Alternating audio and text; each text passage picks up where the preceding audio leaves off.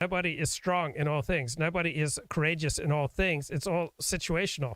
So it's not like there's an essential self. It's not like, oh, if you know someone's black, then you know who they are, or if you know someone's Jewish, then you know who they are, or if you know that someone is like a truth seeker, then you know who they are. The left is right in criticizing like racial determinism, that if someone is of this race, therefore they must be X, Y, Z. But the same thing is true for all sorts of other traits. So just because someone sucked a cock, one day in prison, doesn't mean he's a cocksucker. Just because someone is like an attention getter in one aspect of their life, in interpersonal relations, they may not be that way. Someone may be the life of the party in one instance and be incredibly quiet and introspective in another instance. People who are faithful to their spouses, frequently cheat in business. Preachers who give a great sermon are, often stealing money.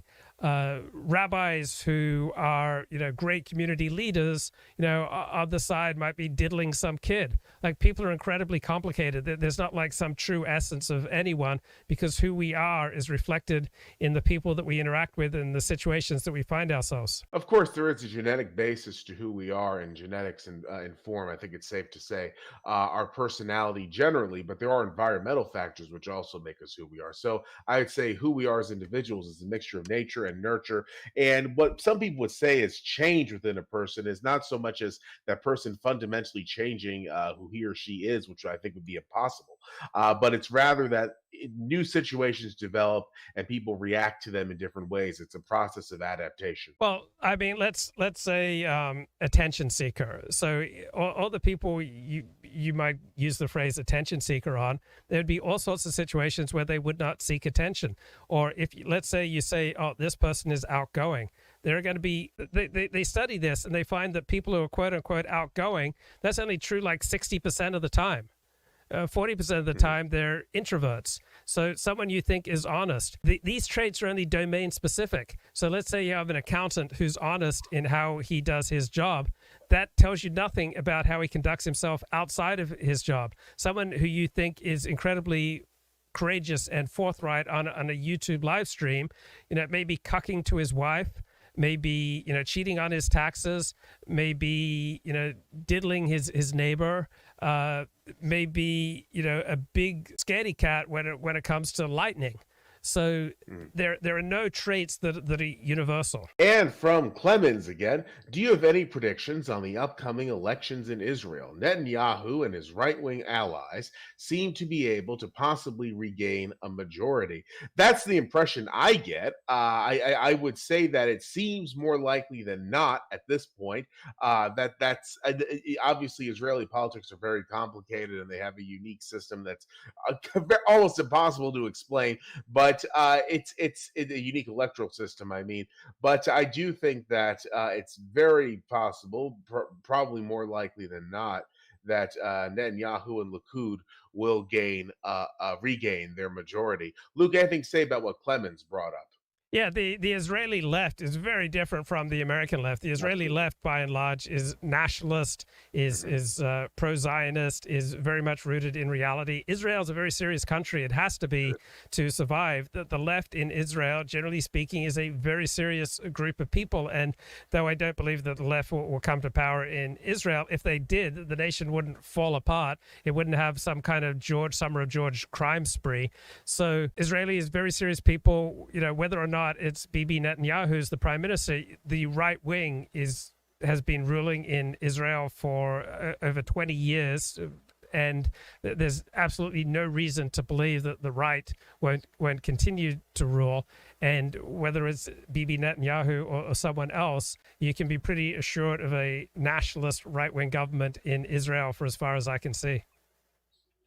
From Clemens, once again, what do both of you think of the newest claims published in the New York Times that Ukraine was behind the murder of Daria Dugina? That's obviously Alexander Dugin's daughter. I'm not surprised at all. I always thought from the beginning that the Ukraine was responsible for her death, that the Ukrainian government, despite what a lot of people in the West think, is not some bastion of quote unquote Western liberal democracy. It is something that's run by a very ruthless and corrupt oligarchy, although now I guess it's run by the EU and the US and the UK. But the fact of the matter is that the Ukrainian government, the way it operates, I would not at all be shocked if it killed outside of the law its own opponents in something like a car bombing. So I'm not surprised to hear about this revelation in the New York Times. I thought from the beginning that Kiev was responsible for the death of Daria Dugina. I think it's probably safe to say that they were intending to kill her father, and she just was caught in the wrong place at the wrong time. Luke, anything to say about what Clemens brought up? Yeah, I'm absolutely shocked because I just thought Ukrainians were just like the sweetest, nicest, kindest people ever. To imagine that they would conduct an assassination on Russian soil, you could knock me over with a yarmulke. I think what's interesting, Steve Saylor made this point that the deep state released this information because what they're really talking about is the Nord Stream pipeline. So, yeah, I mean, I'm sure it makes sense that Ukraine assassinated Daria Dugina, but what's primarily on their mind is the Ukrainian interference with the Nord Stream pipeline. And even though the West is by and large united behind Ukraine, they don't want them leading into World War III. So there's plenty of concern among powerful people in the United States and Europe that Ukraine stays in line. And from Clemens, once more, have you heard of the newest LARP called MAGA communism? Yes, I have. It's sort of like a nationalistic form of Bolshevism, as so far as I could tell. There is a voice for it online. I have more respect for these people than I have for the woke left, infinitely more respect. It kind of reminds me of East Germany a lot, because in East Germany, you had a fundamentally conservative on social issues communist government. And the MAGA communists remind me that the thing of it is that you can't really do East German socially conservative communism in the US of today because East German socially conservative communism was meant to conserve Prussian identity. And today, as I said, America has no common culture, no common identity, no common language. Nationalism is not inherently right wing or left wing. You could have, a nationalist communist state or a nationalist free market state or everything in between, just like there's no inherent left or right wing tendency to Christianity or to Judaism or to nationalism. Why do Jews and Muslims have a spine, but Christians have this spineless niceness to them? What makes Christianity so weak compared to the other two? I think praying for Jesus, rapture, and Trump is just a cope and cowardly. Your thoughts? I 100% agree that praying for Jesus, rapture, and Trump is a cope and cowardly. It's not surprising, though, because as I was saying before, when one gets to the point of talking about God and politics in one's country, it's an act of despair. And in America, Christianity tends to be the doctrine of choice as a means of alleviating one's despair. But as I also said, I don't think that's a good idea given what's in Christianity, what it espouses. I think that Christianity, now, obviously, a lot of Jews in the US are on the left, but there are a lot also who are not.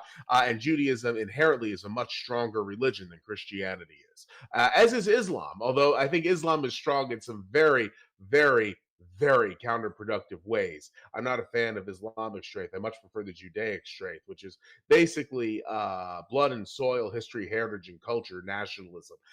Christian strength is different. It's more universalistic. It's more imperialistic.